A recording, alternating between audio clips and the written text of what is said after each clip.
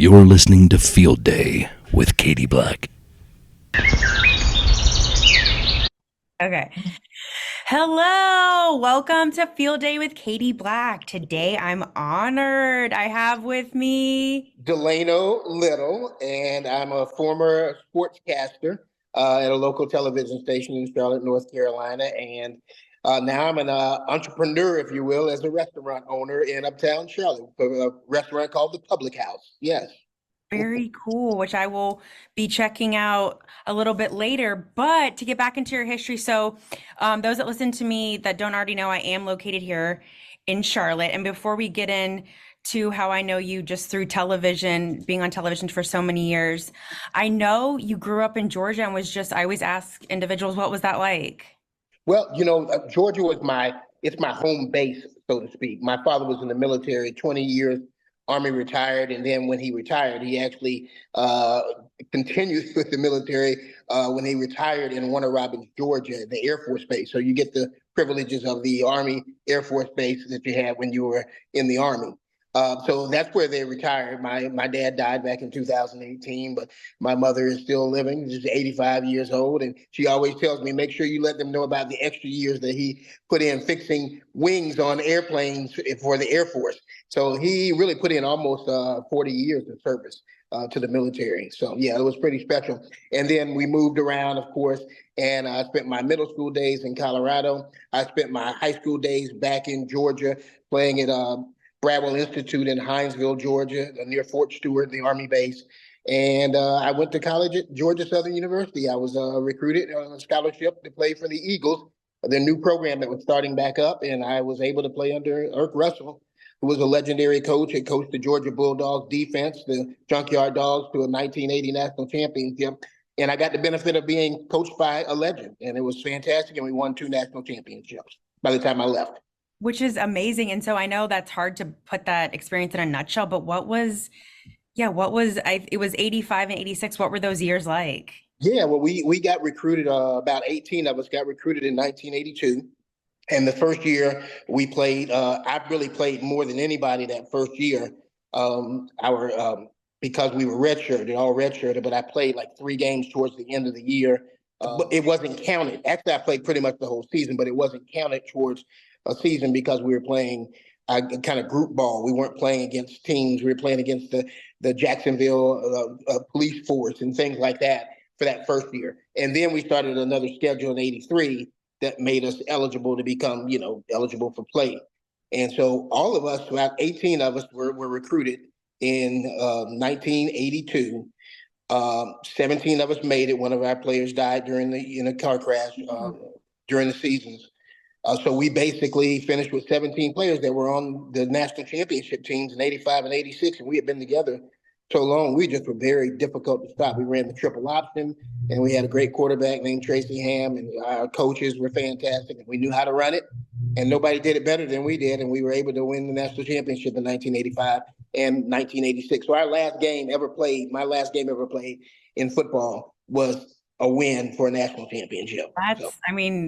How amazing, huh? Yeah, it's pretty cool. It's pretty cool. So now some of my episodes when I talk to athletes, they have a hard time with that sports sector of their life, their career ending.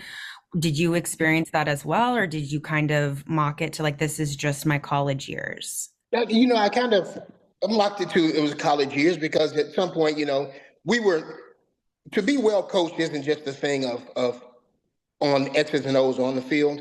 It's also about life and what you're getting prepared to go into. And I think our coaches and our community did a really good job of helping us along and realizing that, after we're done, we've got to fit in with society and work in the communities and do different things for the betterment of the country. And I just think everybody was really, really good about that. And it was really even more emotional to a certain extent because we created the traditions at Georgia Southern since we were a startup program. They hadn't played since 1940, and they got the program back together in 82. And so we developed the character of the program there. So when I watched Georgia Southern lose to Ole Miss the other day, and we got beat 52-13, it pained me, even though I know they're the number 4 or 5 team in the country. I still wanted a better performance from our team. But so we feel like we laid down the groundwork, the blood, sweat, and tears for what we've done. And since those 2 national championships, we won 4 more national championships in, I believe, 1980, 90, and 91, and 2000 and 2001. That's when we were Division I AA. Now we play with Sun Belt Conference. So I'm well aware of the team, and I try to pay my dues whenever I can.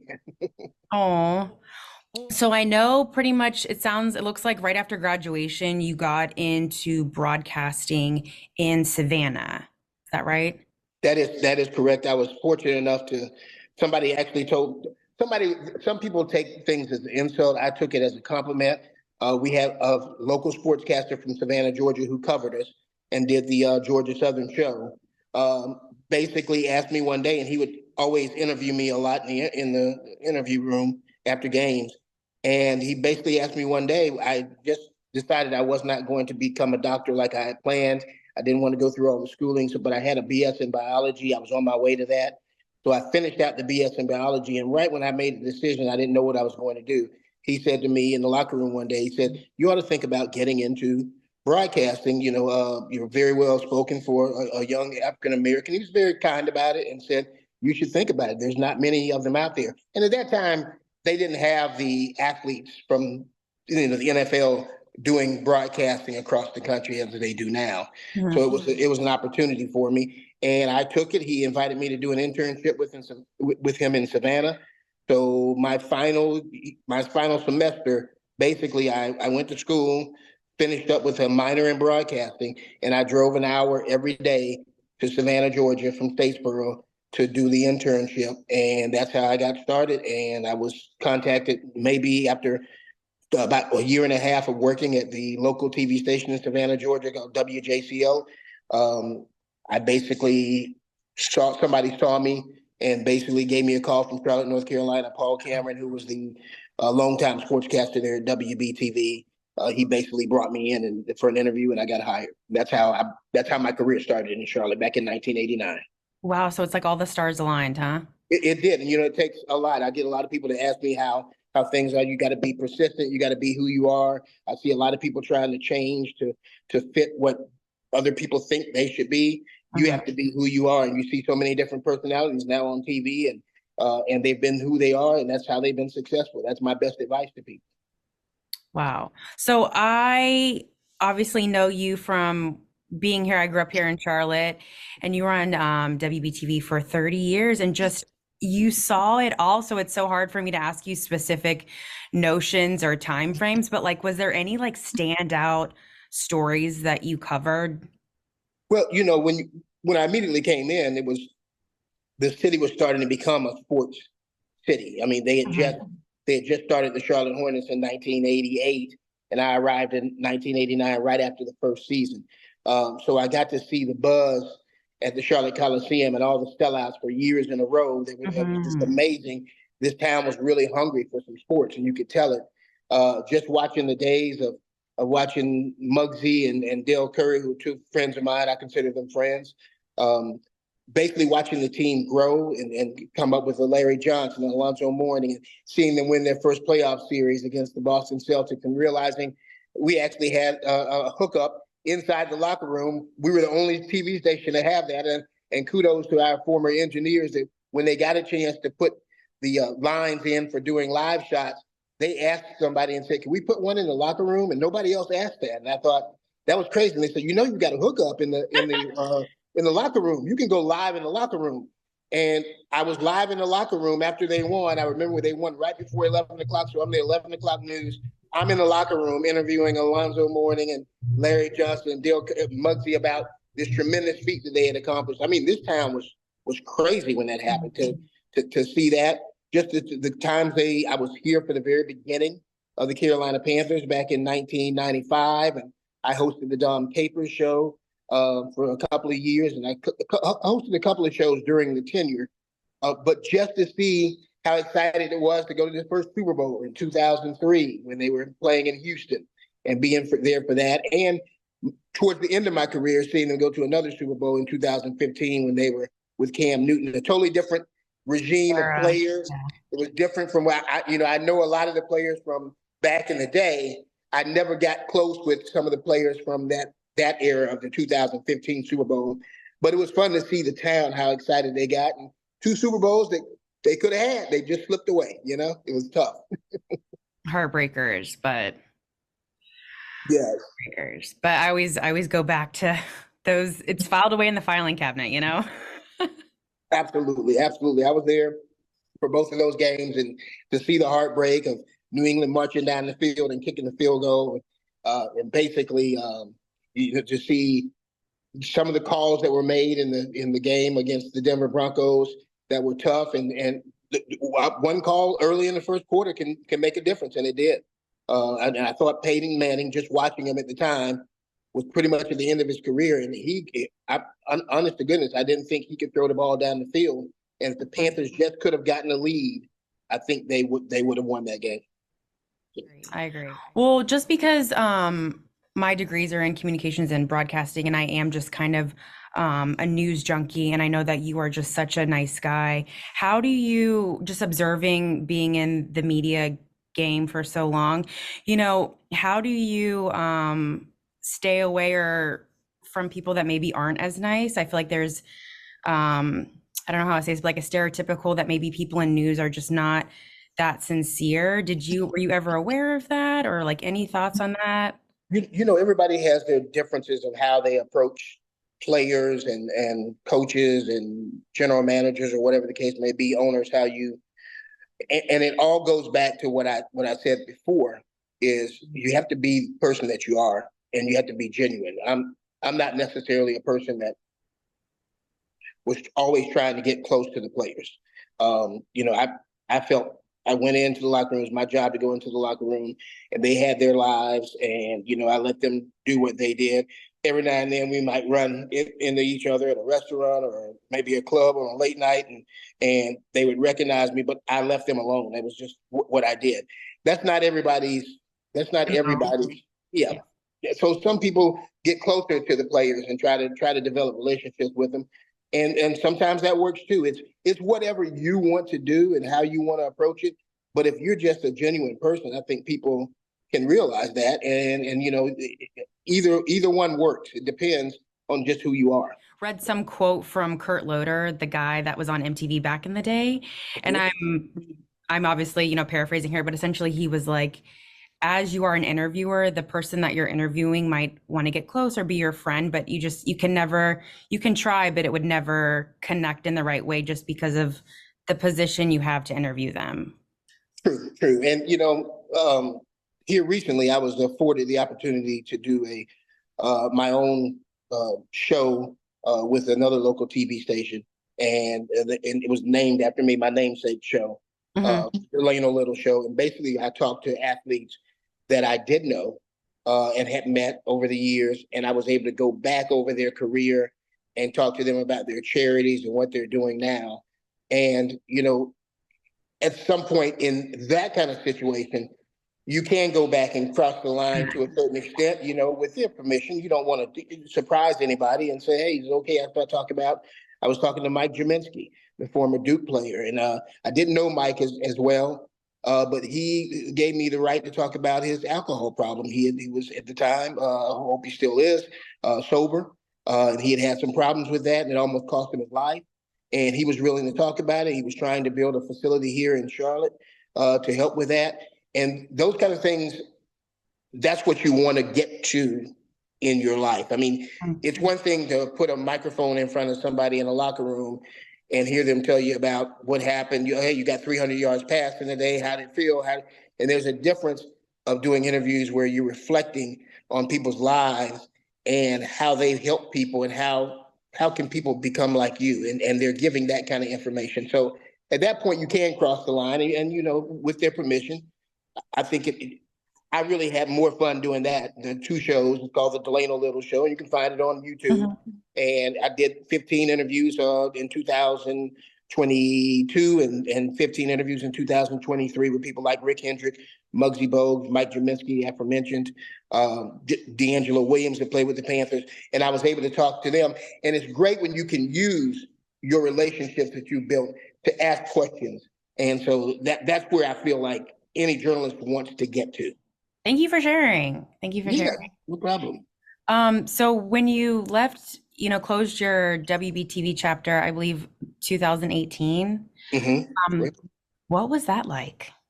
Well, After it was 30 years. it was tough. I mean, I just lost my father. I lost my father in July of 2018. Obviously, an emotional time. He was very close to us, and he was afforded the opportunity to go to a lot of my games. My parents went to just about every game that I played in college football, except the final two games when we played at Nevada, Reno, and then the championship game against Arkansas State in Tacoma, Washington. They were not able to go. Those are the only two games that I can remember that my parents were not there, but they were watching on TV. Thank goodness the games were on TV back then. And we just, you can find a game on TV anywhere now. I mean, it's pretty much, back Right. then it was hard. So it was Not so great much. that they were able to watch it. And I was able to score a touchdown in the game against Nevada Reno, the semifinals. I didn't score that many touchdowns in my college career. So that was a big thing to do that. And I was glad they got a chance to see it. But, it was sad to a certain extent because of the people you met and the people that I met outside of the television station too. The one thing I was afforded the opportunity to do was a show called Football Friday Night. And I started that back in 1989 as a reporter, going out in the field and shooting high school games. And then 1991, I moved to the chair alongside Paul Cam. And I had different hosts through the years, through those basically, I guess, 27 years of doing high school football. And people recognize me more with that than they do anything else. I mean, people don't really shout out on the streets and say, "Hey, Carolina Panthers, Dumb Paper Show," or you're the Panthers. Mm-hmm. They shout out, "Football Friday Night, man. Hey, man, how you doing?" And that means a lot. That shows what that show meant to the community, and not just me hosting it pretty much every night for 27 years or whatever the case may be. All the people that we had that worked behind the scenes and the people that worked with us on the television show, reporters that gave their nights on a Friday night to go out and be part of the community. And it was a sizzling show. It really was. And a lot of people responded to that. And so I'm more famous for that than anything else that I was doing on television. So I was afforded the opportunity to do that. And it was a blessing. It really was. Very cool. Yeah, you're just so I don't know. I just feel like, you're just a familiar face here in Charlotte. Well, that comes with being on TV. People ask me a lot of times and they say, "Hey," and they see me get recognized or something like that. So that must be annoying, you getting recognized all the time. And I'm like, if I was a sportscaster for 29 years in a local market and people don't recognize me, that means I didn't really do a good job. So Right, there's a I problem. appreciate when people shout out to me and say hello and recognize me, sometimes immediately. My biggest compliment that I ever get is when people say to me, "Oh my gosh, you're the guy from TV. I just recognized your voice." So when people recognize your voice, that means that's just something special to me when they say they recognize my voice and not my face. I didn't know who you were, but when you started talking, I knew exactly who you were. So that means a lot to me too. So cool. Well, I'm trying to narrow down all my questions because, as you guys know, Zoom has me on a time clock. Gotcha. But the question that I ask towards the end of my episodes is, I'm obsessed with the Unexplained on Unsolved Mysteries with Robert Stacks from years ago. Right. And just was curious, have you ever had anything unexplained or spooky that you feel like you can share, or nah? Oh, geez, there are a lot of things that are happening. I mean, it's just here's one of mine. If I'm gonna keep it to television. I do see things sometimes, and it's like, oh, that was weird, or it's that you always have those things where you think about somebody and you haven't seen in like maybe 2 or 3 years, and then all of a sudden they call you the next day, and or something happens. You're like, "Oh my gosh, I was just thinking about that person yesterday for the first time," and so you have those things. Yeah, I do that as well. But it was amazing to me that when I first got into television back at WJCL in Savannah, Georgia, the sportscaster who spurred me to come in and become a broadcaster, he was promoted to the lead news anchor, and I was able to slide into the sports director position. Okay? So that happened to me once. Okay. So they gave me an opportunity to do what I was, because I was doing news reporting at the time. So I started out my career basically at another TV station, WTOC in Savannah, and I was working behind the scenes, loading commercials and doing things like that at the bottom of the basement. And so, but I was told it takes time to get up to where you want to go. Not everything comes easy for you just to go in there. Just because you played football and won championships doesn't mean they're going to make you a sportscaster. So you had to work your way up. So I did that. Then I got hired over at WJCO, where I had actually interned. They hired me over there as a news reporter. News reporting was not what I wanted to do, but I had to take that job because it was an opportunity. So as a news reporter, I was not digging doing dead body stories and things of that nature. That wasn't my thing. But when my mentor, so to speak, moved into the news reporter position, I was able to become somewhat of the sports director there, and it got me to be seen. I was able to be seen. Then I got hired by Paul Cameron at WBTV, and I was able to go there as a photographer. My first time I even interviewed for the position, I had not been hired yet. He got us to go in a ride with Rick Hendrick, NASCAR owner Rick Hendrick, the most successful NASCAR owner. And I rode around the track, and he took us around the track just to kind of get me fired up about the possibility of being there. And he made me shoot a Charlotte Knights game, which was still in Fort Mill at the time. So I went and did that. So basically, that's how I got to WBTV. Paul Cameron later, after about 6 years, moved to the lead news anchor position, and I basically moved into the sports director position. So that happened twice in my life, where I have never had to put out a resume tape ever in my life, which is that's pretty weird and pretty wild. So that's the best story I can give you. Oh, I mean, that's awesome.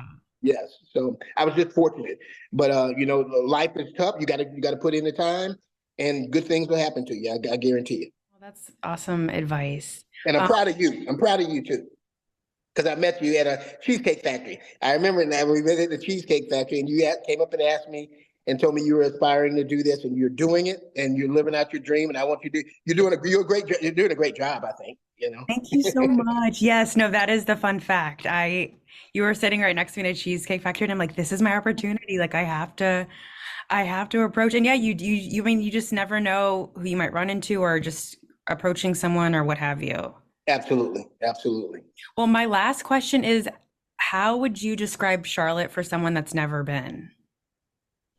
Still a booming city. I mean, for the people, it's a migrant city, if you will, of people from all across the United States and all across the world. Basically, a lot of people are coming in.